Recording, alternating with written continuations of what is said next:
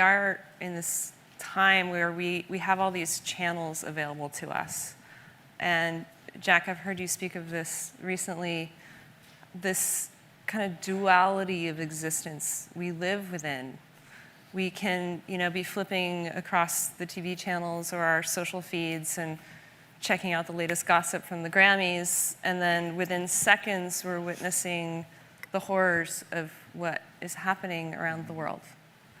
And I know you work with audiences and people, communities, and companies, many of whom are represented in this room, but you also offer practice groups in Ukraine right now.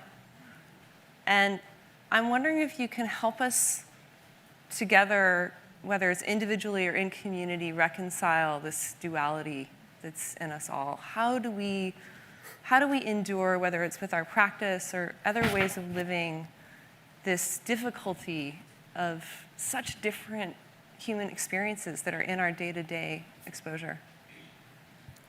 So first, Cecily, I just want to take your question in both personally, but for all of us, because we're actually carrying this in our hearts if we get quiet and pay attention, and it's a really deep one. And you use the word endure in your question, which is interesting and in a way kind of compelling, because what we're talking about is the human condition. Plato said, only the dead know the end of war. Let that sink in for a minute. And part of the problem with Ukraine, and we'll get back to that in a minute, is not just what's happening in Ukraine, but that it's pushed aside what's happening in Myanmar or in Ethiopia and in Tigray or Libya or the Darfur camps. I'll talk about that in a minute. But your question is, how can we hold this in the human heart while we also can go to Whole Foods and decide, do I want the French cheese or do I want the Italian cheese, and so forth, and we have our prosperity.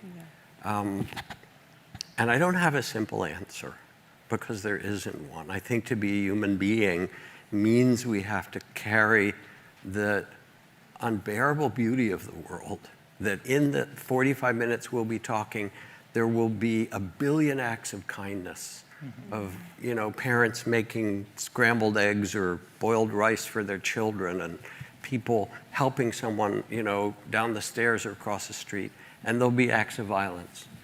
So there's this unbearable beauty and the notion of tears. And I think what's important for us is to be able to get quiet enough to not turn our gaze away from what's difficult, because we can get lost, as Diego and you were talking about, we can sort of get into the consumer thing because it's too hard to bear. And one of the beautiful things about meditation is that you become the Buddha, or you become the wise one who sits under your tree of enlightenment, and you begin to trust that you have the great heart of compassion in you, that you can hold all this. And it doesn't help to be depressed. I mean, there's a beautiful book with Tutu and the Dalai Lama, the Book of Joy, and how when you've seen so much suffering in South Africa and Tibet, and Dalai Lama said, so much has been taken from me, taken the monasteries, burned our texts, imprisoned the monks and nuns. Why should I let them take my happiness? It's a miracle to be alive, to have life, to watch spring come back. And if you go to a refugee camp, they don't want you to be depressed. Okay, I feel so sorry for you. They're depressed enough, They actually want someone to come in and say, as I have in talking to people, whether it's Ukraine or elsewhere, there are thousands of generations of your ancestors that have lived through difficulty, and you know how to do this. It's in your bones, it's in your DNA. Not only will you survive, but here's the important part. This is the time for your moral leadership.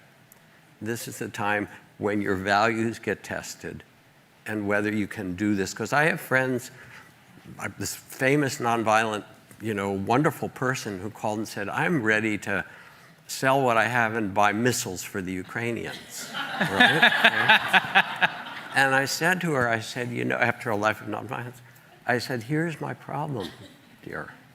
I said that in those tanks are young Russian guys, young Russian kids. In those armored vehicles from Russia are also young people. And how can you want to kill any of them? So that's the place to start. And then, since I'm on a roll for a minute, forgive me,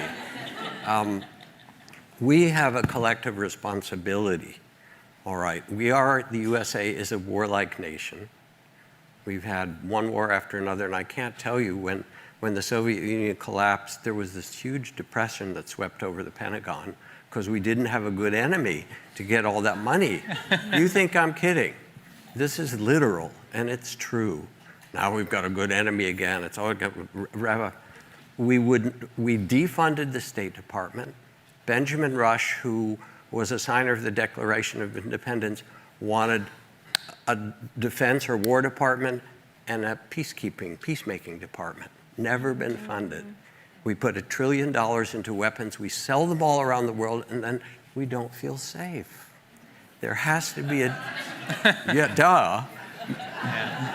So there has to be a different vision, and we who gather with this in the center of the technological world have to be willing to step back, because it's not about Ukraine or Russia, and there's lots of propaganda on both sides. Just be aware of this. I feel terrible for the people of Ukraine, nothing but that. But believe me, there is spin everywhere, from the oil companies to there's just lots going on, and it's easy to get swept away by the media, and it looks like a video game. Okay, who's right, and how do we win this one? In war, there is no one who wins. That's the truth of it. So when I talk to people in those circumstances, I really talk about stepping back. Yes, you need to find your moral center, because this is where you will be tested and where the new world will get born of something good. But at the same time, we also, as citizens, have to step back and say, what are we devoting ourselves to as a country and as a people? And this, then, can we use our technology to support in a beneficial way? Or do we do, the phrase that came was business as usual. And there's something literal about that, so. Thank you. I wanted to, a story popped up listening to Jack. My wife and I were talking the other day, and a friend of ours, someone really close to us, was saying that, they don't know if they want to have children because the world is so chaotic and it's in such a terrible time. And then I started thinking to myself, because one of my personal passions is history, was like, I asked my wife, I was like, when would be a good time? And I started just naming years, like 1968? I was like, no. I was like, 1930? No. 1890? I was like, no. 1840? Even worse. Like, you just keep going back, and there's always something horrific happening. There's something terrible. But human history is not just the history of suffering, it's also the history of victory, right? There are moments where we can be kind, but there's something quite special that's happening right now, which is that there is so much dharma, there is so much opportunity for healing, and it's becoming more and more accessible. And not just in the United States, but throughout the world, it's becoming more and more accessible. And that's it feels auspicious. It feels like it's not an accident. Why is it that at a time when there are so many historic, critical challenges that are right in front of us, that humans have to overcome for us to create a better world, it's the same time when the most healing is available probably ever in history. And I think that's something that I always turn to, and it gives me a lot of hope, because as we heal ourselves as individuals and as groups and as collectives, we become much more creative, much more compassionate. Our minds literally work better. We can come up with new solutions. And we're seeing that more and more, and I think it just gives me a lot of hope. Yeah, beautiful. Yeah.